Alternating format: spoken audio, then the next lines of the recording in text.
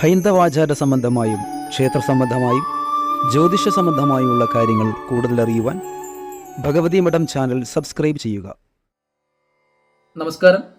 എല്ലാ പ്രിയപ്പെട്ട പ്രേക്ഷകർക്കും ഭഗവതി മഠം ചാനലിന്റെ ഇന്നത്തെ വീഡിയോയിലേക്ക് ഹൃദയം നിറഞ്ഞ സ്വാഗതം. ഞാൻ മഹേഷ് ഉഷസ്. ക്ഷേത്രാചാര സംബന്ധമായതും ഹൈന്ദവാചാര സംബന്ധമായതും ജ്യോതിഷ സംബന്ധമായതുമായ കുറേയേറെ കാര്യങ്ങളെക്കുറിച്ചാണ് ഈ ചാനലിലൂടെ നാം ചർച്ച ചെയ്തു വരുന്നത്. ഇന്ന് 2025 വർഷത്തിലെ ഭരണി നക്ഷത്രത്തിൽ ജനിച്ചിരിക്കുന്നവരുടെ ഗുണദോഷ ഫലങ്ങൾ എന്തൊക്കെയാണ് എന്ന് ചിന്തിക്കാം. മേടക്കൂറിൽ തന്നെ സ്ഥിതി ചെയ്യുന്ന ഭരണി നക്ഷത്രം ആകാശപ്പരപ്പില് അടുപ്പ് കൂട്ടിയ പോലെ 3 നക്ഷത്രങ്ങളായാണ് ഭരണി കാണപ്പെടുന്നത്. ഈ നക്ഷത്രത്തിന്റെ ദേവത യമനാണ്. ഭരണി നക്ഷത്രക്കാർ ശുദ്ധഹൃദയമുള്ളവരും ആർക്കും ദോഷം ചെയ്യരുതെന്ന് മനഃപൂർവ്വമായി ആഗ്രഹിക്കുന്നവരും ആയിരിക്കും. പൊതുവെ ഇവർക്ക് ആരോഗ്യവും ദേഹപുഷ്ടിയും കാണുന്നുണ്ട്. ആരെയും വകവയ്ക്കാത്ത സ്വതന്ത്ര ബുദ്ധി ഇവരുടെ പെരുമാറ്റത്തിൽ പ്രകടമാകും.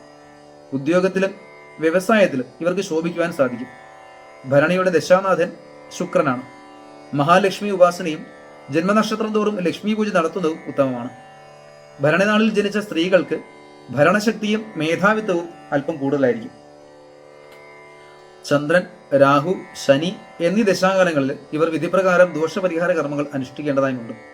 ഭരണി നക്ഷത്രത്തിന്റെ ഗണം മനുഷ്യഗണമാണ്. ദേവത യമനും യോനി പുരുഷയോനിയുമാണ്. മൃഗം ആനയും ഭൂതം ഭൂമിയും പക്ഷി പുള്ളുമാണ്. നെല്ലിമരമാണ് വൃക്ഷം. ഭരണനക്ഷത്രത്തിന്റെ അക്ഷരം ആ തന്നെയാണ്. രോഹിണി, തിരുവാതിര, പൂയം, വിശാഖം, അനിഴം, തൃക്കേട്ട എന്നീ നക്ഷത്രങ്ങൾ ഭരണ നക്ഷത്രത്തിന്റെ പ്രതികൂല നക്ഷത്രങ്ങളാണ്. അതുകൊണ്ട് തന്നെ എല്ലാ ശുഭകാര്യങ്ങൾക്കും ഈ നക്ഷത്രങ്ങൾ വർജിക്കണം.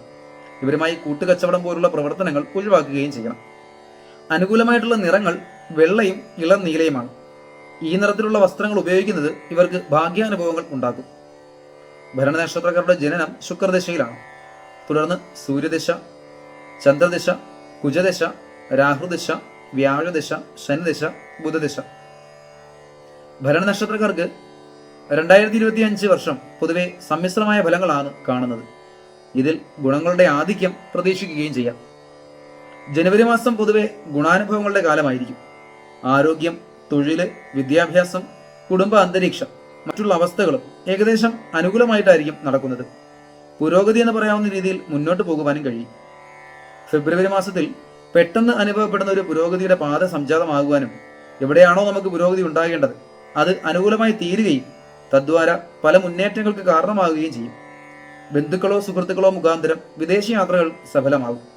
വരുമാന വർധനവും ആരോഗ്യ ശ്രേഷ്ഠതയും സാമ്പത്തിക ഭദ്രതയും പ്രതീക്ഷിക്കാം. മാർച്ച് മാസത്തിന്റെ ആദ്യ ഭാഗം ആഗ്രഹ സാഫല്യം, പുരോഗതി, തൊഴിൽ അഭിവൃദ്ധി എന്നിവ കാണുന്നുണ്ട്. പൈതൃക സ്വത്തുക്കൾ നേടുവാനും കൃഷി അഭിവൃദ്ധിപ്പെടുവാനും ഇവരും ഉന്മേഷത്തോടെയും ആരോഗ്യത്തോടെ ഇരിക്കുവാനുമുള്ള ഇടവരും. ചില സഹായഹസ്തങ്ങൾ നമുക്ക് നേരെ വരാം.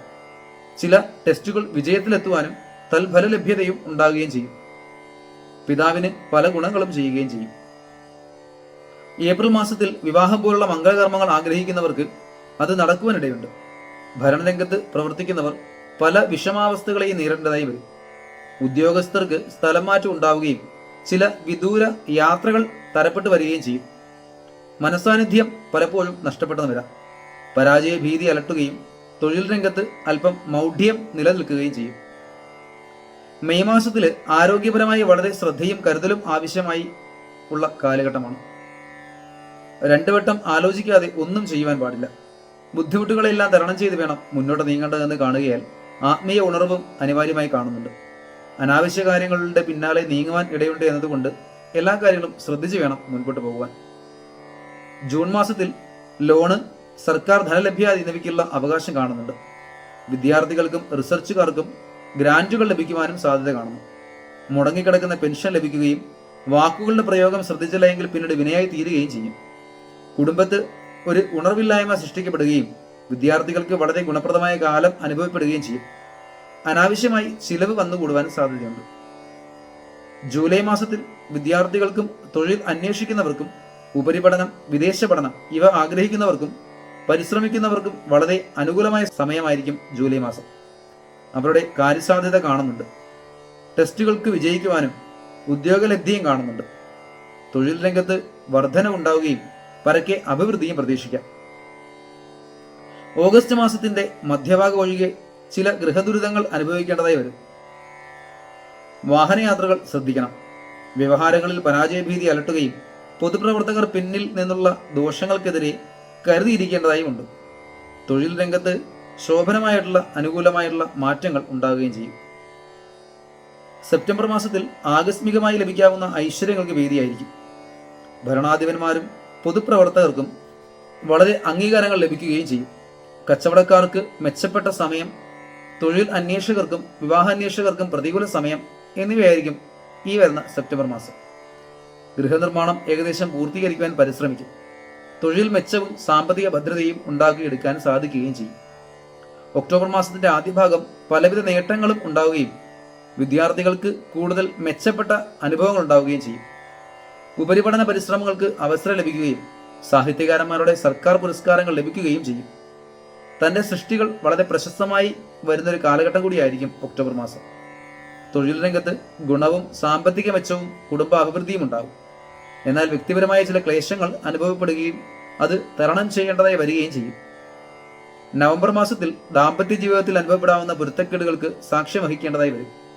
പങ്കാളിക്ക് രോഗദുരിതങ്ങൾ കാരണം ദുരിതങ്ങൾ അനുഭവിക്കുവാനും സാധ്യത കാണുന്നുണ്ട്. അലർജി, ആസ്മാ രോഗങ്ങൾ എന്നിവ അനുഭവിക്കുന്നവർ ഏറെ കരുതലോടെ ഇരിക്കേണ്ട ഒരു കാലഘട്ടം കൂടിയാണ് നവംബർ മാസം. അതുപോലെ പലവിധ വൈഷമ്യങ്ങളും ഉണ്ടാവുകയും ആത്മീയമായ ഉണർവാണ് ഇതിനൊക്കെ പരിഹാരമായിരിക്കുന്നത് എന്നുള്ള കാര്യം ഓർക്കുക. ഡിസംബർ മാസത്തിൽ ജോലി ലഭ്യത കാണുന്നുണ്ട്. തൊഴിൽ രംഗത്തെ അഭിവൃദ്ധിയും ഉണ്ടാവും. സാമ്പത്തിക ഉന്നതി സൃഷ്ടിക്കപ്പെടുവാനുള്ള പരിശ്രമങ്ങൾ ഉണ്ടാവുകയും ആരോഗ്യപരമായും വളരെയധികം ശ്രേഷ്ഠത ഉണ്ടാവുകയും എന്നാൽ ആകസ്മികമായി ഉണ്ടാകുന്ന ചില അനർത്ഥങ്ങളെ അഭിമുഖീകരിക്കേണ്ടതായും വരും. തൊഴിൽ അവസരങ്ങൾ പലപ്പോഴും അലസത കാരണം വഴിതിരിഞ്ഞു പോകുവാനും സാധ്യത കാണുന്നുണ്ട്. എന്നാൽ സർക്കാർ ജോലി പ്രതീക്ഷിക്കുന്നവർക്ക് അനുകൂലമായ സമയമായിരിക്കും ഈ ഡിസംബർ മാസം. ഭരണനക്ഷത്രത്തിൽ ജനിച്ചിരിക്കുന്നവരുടെ 2025 വർഷം പൊതുവെ സമ്മിശ്ര ഫലങ്ങൾ നിറഞ്ഞിരിക്കുന്നതാണെങ്കിലും അവിടെ കൂടുതൽ മെച്ചപ്പെട്ട അനുഭവങ്ങൾ കൂടി കാണുന്നുണ്ട്. മേടക്കൂറുകാർക്ക് 12-ലുള്ള ശനിയുടെ ഗോചരഫലം കൊണ്ടുള്ള കുറച്ച് അധിക ചിലവ് അഭിമുഖീകരിക്കേണ്ടതായി വരും. അത് കരുതിയിരിക്കുക എന്ന് ഓർമ്മിപ്പിച്ചുകൊണ്ട് ഇന്ന് നിർത്തുന്നു. നന്ദി, നമസ്കാരം. ഹൈന്ദവാചാര സംബന്ധമായും ക്ഷേത്ര സംബന്ധമായും ജ്യോതിഷ സംബന്ധമായുമുള്ള കാര്യങ്ങൾ കൂടുതൽ അറിയുവാൻ ഭഗവതി മഠം ചാനൽ സബ്സ്ക്രൈബ് ചെയ്യുക.